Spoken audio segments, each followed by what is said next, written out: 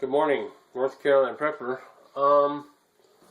Been thinking a lot and talked to a lot of people about the threats that face Americans and the rest of the world from North Korea and such. Syria and all those crazy dudes. So we're making up some decontamination pads.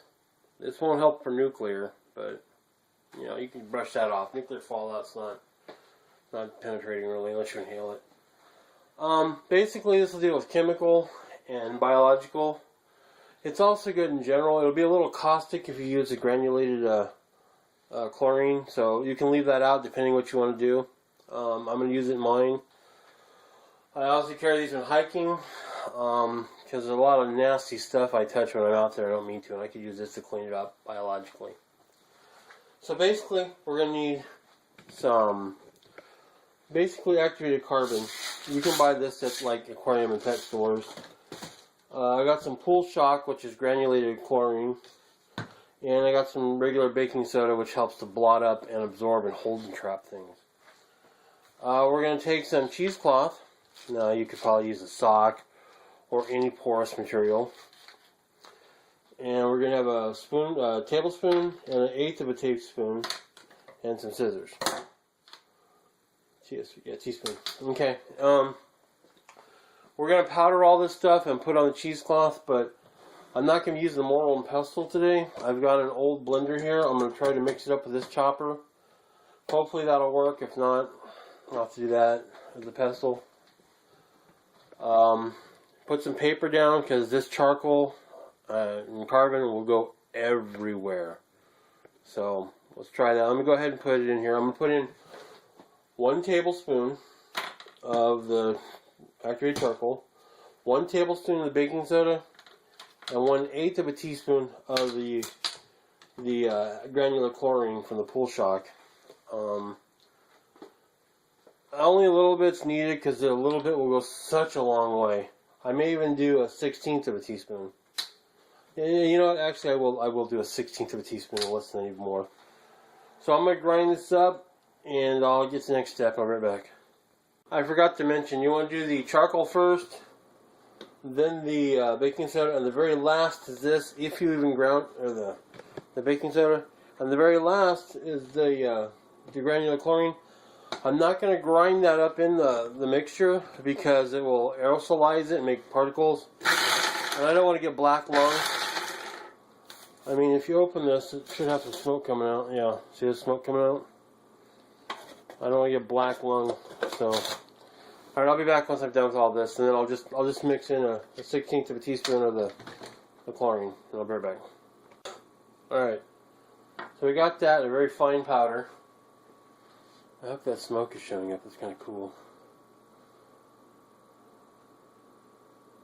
Yeah, a little bit. Okay, as you can see, I just barely touched it and got it all over my hand, so it's going to go everywhere, just so you know. This is a project that really shouldn't have been done in the kitchen, but I haven't been caught yet by the wife, so we're okay. So let me go ahead and cut up the cheesecloth. We're going to put that, we're going to cut a square foot of that. We're going to cut this in a square foot sheet and then fold it in there and put it in. And then on top of it, I'll swirl around with my finger and mix in the 1/16 of a teaspoon. So I'll be right back with that when I get it cut and ready. I'm going to cut a square foot. Okay, so here's our powder. And we already mixed in the 1/16 of a spoon of the shock. I didn't want to grind up because I didn't want to get the dust from that, the chlorine. So I forgot to video that part, but here it is. We're going to put about a tablespoon in each packet. There we go. Right in the center. Just like that. I can smell the chlorine already. Or the granulated calcium hypochlorite or whatever it is. We're going to fold this multiple times. Pull it over once. Pull it over twice. Again. Again. And again. Then we're going to staple it with our awesome tactical stapler.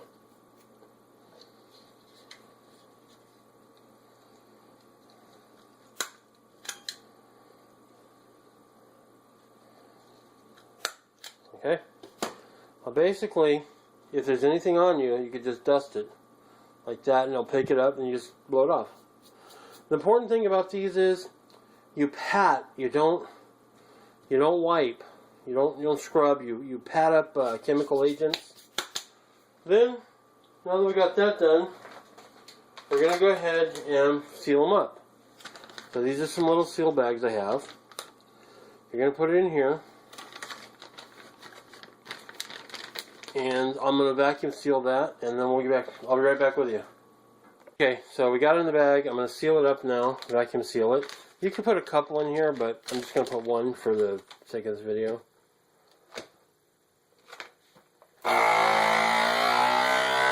I really, really hate it when I think I've hit record to have it. So, let me shorten that 20-minute speech up. Basically, some of it came out. That's okay. We vacuum it. Some more doesn't come out and keeps it immobilized in there. We don't wrap it in foil like the military because we don't want the chlorine or the calcium hypochlorite to react with anything. The metal foil keeps the sunlight from reacting. I'm just going to keep this in a dark olive drab, like a surf wallet or something. It's vacuum sealed. It's good. You could use Fuller's Earth. That's what the military uses. It's very good for sequestering liquids. We're using baking soda for that purpose. The hypochlorite or granulated chlorine will take and neutralize any bacteria for anything nasty you haven't touched in the woods. I wouldn't want to clean a wound with this because you're going to get all kinds of granulated powder and stuff in the wound, and it's probably caustic with that in there. But there you go. That's how I make it. This is Decon Pads. It's good for biological and chemical exposure. You know, I don't think it'll work for VX gas, but who knows? It's better than nothing. And be sure to dab and not scrub. So this is what we came up with. Alright. Please rate and subscribe, and have a great day. Thanks.